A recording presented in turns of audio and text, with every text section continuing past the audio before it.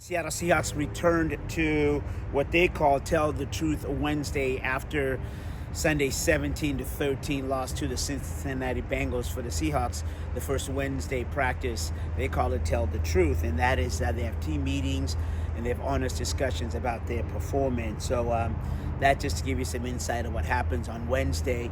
Off the field, the Seahawks signed Cody Thompson to the 53-man roster off the practice squad, and on Saturday, they placed Kobe Bryant on the injured reserve list, and that's why there was an open space with the 53-man roster. And they continue to make a couple other moves today, and that is they signed wide receiver Cody White and tackle Greg Island to the practice squad. And another Alton Ayers was released from the practice squad. The off again, on again saga continues for Alton Ayers, the quarterback. All right, so let's go to the B-roll and we'll hear from the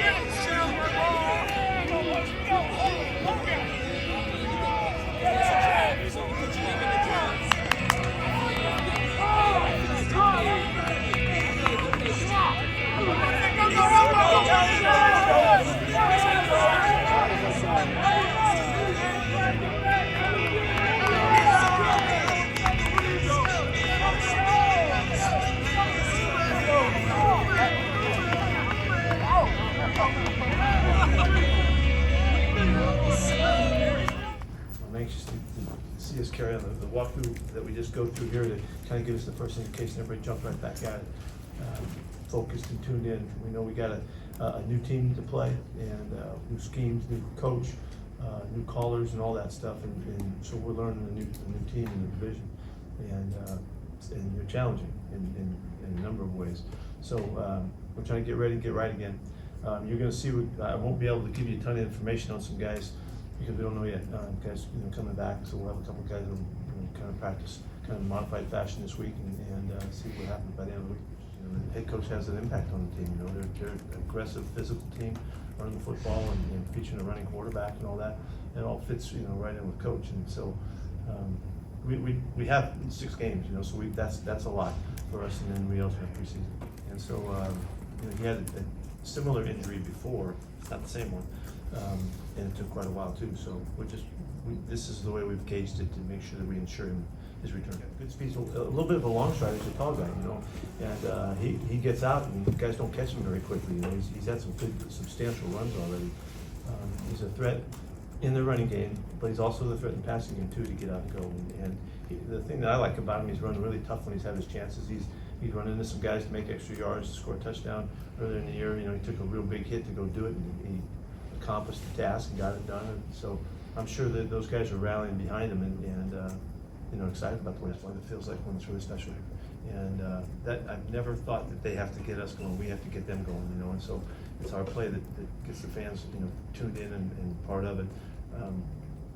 But it can be a factor, I think that it's there's a little bit of a trend, teams not winning as much at home. I don't know if those numbers support that, but it sure seems like that around the league last couple of years.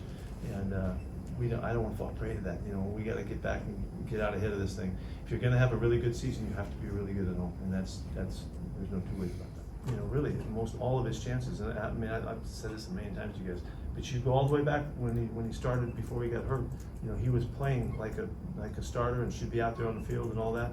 he's come back now that he's healthy and ready to go, and he's played very effectively. He's had huge plays for us, and so he did really well. Even before we start practicing, the guys, they have already made a jump, and they, when they're in the midst of the first time around, it's kind of like they're in a fog of it all, and once they get away and they get a couple months out of football, they look back at their time, they see what they saw, they know what they know, and the obvious observation that they make is, I can't believe that I knew so little and played a whole football season compared to what I know now, and so Moff was one of the guys that came back with a really clear, kind of an excitement about it, that, this is going to be different this time around, and Abe was the same way, Charles was the same way, those guys, they were really clear about that. They were excited to come back because of what they now know they were capable of. What did you like about the defensive? Every game we've gotten better. Obviously, guys have gotten healthier. We can get an opportunity to play more with one another. So definitely feel good about it. We let slip away a game that we should have won.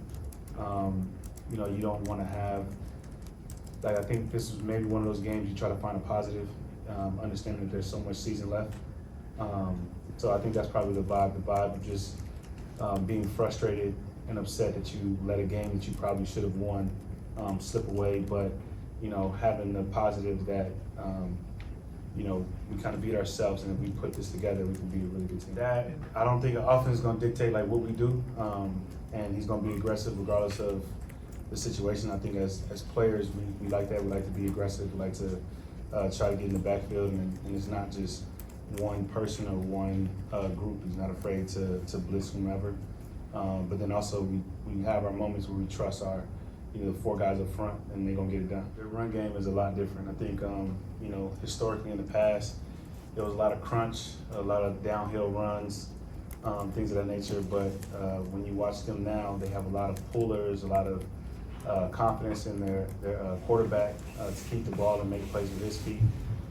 They have a lot of running backs that can run pretty much similar plays that they have. They do it in all different personnel. They have 13, they have 12, they have 21, 22. So you definitely have to be, on your run fist, because they're going to challenge you. And the team only has one win or whatever the case may be. Maybe you don't have that same level of focus coming into the practice. And if you have, as an older guy, if you have the younger guys see that, then that sets the precedent. So having the same focus and same intent and same energy into every team, whether they're a 5-0 team or a 1-5 team, I think that's more important than leading into the game. Then obviously the start of the game is setting the tone, just applying what you've learned throughout the week into the game.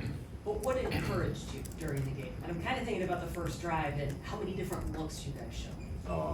Just us not, attacking ourselves or beating ourselves or shooting ourselves in the foot when we get on drives, and the defense plays that well is just try to compliment them so they're not always out there on the field and trying to force a 3 and out when we can't put points on the board. So it's just a team game that all three aspects of the game have to play together on the first drive. So after the first drive, it's really just settling into our own and just taking what the defense gives us, but also attacking them at the same time.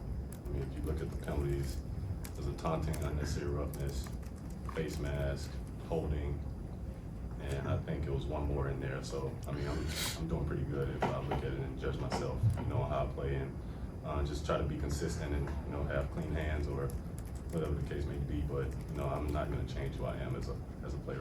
That's all I nailed it down to. Nobody's perfect. I'm my own person, like I just said. I'm a competitive person, so I'm not going to shy away from because he put a penalty for it on the screen. I'm just going to continue to be me, Josh. I don't feel like I was a problem or I need to make progress in a certain area. Football's a violent sport, and it's my one opportunity to be violent on game day, so I'm just going to continue to do that. Okay, there you heard it, some B-roll. You heard from DK Metcalf. You heard from Bobby Wagner and Pete Carroll, all reviewing the loss to the Bengals and previewing the upcoming game on Sunday against the Arizona Cardinals. The message for this week is very clear. Respect is the word. That is, the Arizona Cardinals are 1-5 overall on the season, but the Cardinals offense is ranked 15th, one below the Seahawks offense, which is ranked 14th. And the other, I would say, interesting note in the chess game that's beginning here is that the Cardinals' ground game is ranked 6th in the NFL, while the Seahawks' rush defense is ranked number 8. So you can see how they're going to prepare for each other. And as the week goes on, we'll preview kind of, the offense, the pass offense and things like that. But there you go. Tell the Truth Wednesday from the VMAC in Renton. I'm Asvita Mara Ira for the CascadiaSports.net